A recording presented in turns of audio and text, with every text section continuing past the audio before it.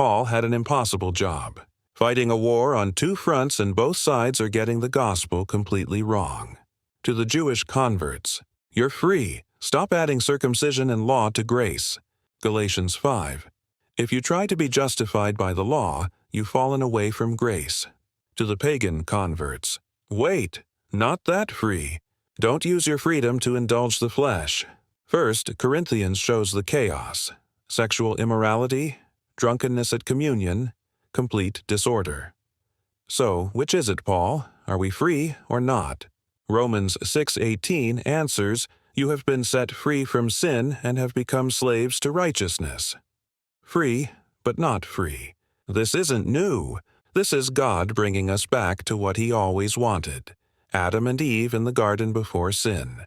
Genesis 2-25, "They were both naked, and they felt no shame." Perfect freedom. Perfect relationship. No works required. Just walking with God. That's what God wanted Abraham. Genesis 15:6. Abram believed the Lord, and He credited it to him as righteousness. That's it. Just faith, and God declared him righteous. But what did Abraham do? How can I know? He demanded proof, dragged God into pagan rituals, tried to fulfill God's promise through Hagar. Every time Abraham tried to add something, it failed. Then God gave Israel the Sabbath. Exodus 20, the sign of the covenant. And what does the Sabbath require? Nothing.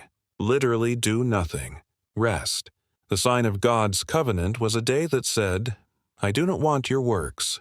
I want you to trust me enough to stop." But Israel couldn't leave it alone. They started bringing sacrifices on the Sabbath, adding rituals. Surely there must be more. Fast forward to Jesus. John 6:28-29, the people ask, "What must we do to do the works God requires?" Jesus' answer, "The work of God is this, to believe in the one He has sent." Not works. Belief. Not doing, trusting. This is what God has wanted from the beginning.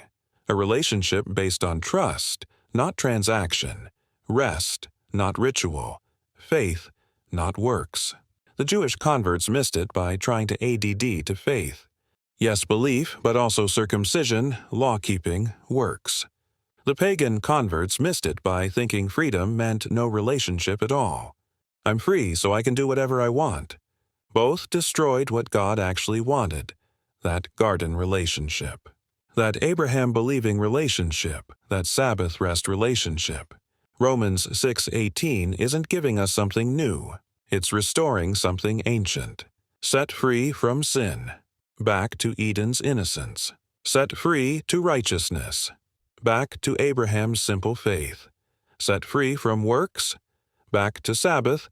Rest. You're free. But not free. Free to return to the garden. Free to believe like Abraham. Free to rest like the Sabbath commanded. But free for what? Micah 6:8.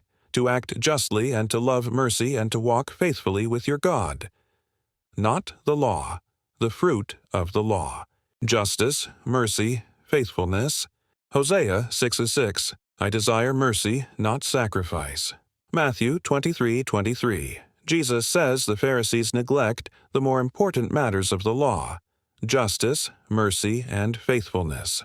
This is what God has always wanted. People who are righteous, not people trying to appear righteous through works. The law could command, "Don't murder," but couldn't make you love your brother. The law could command, "Don't steal," but couldn't make you generous. The law could command, "Don't commit adultery," but couldn't make you faithful. God wants the heart the law pointed toward, not external compliance, internal transformation.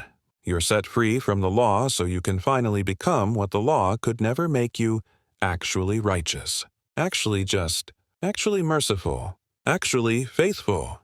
Romans 8:3-4, what the law was powerless to do, God did by sending His own Son, in order that the righteous requirement of the law might be fully met in us, who do not live according to the flesh but according to the Spirit.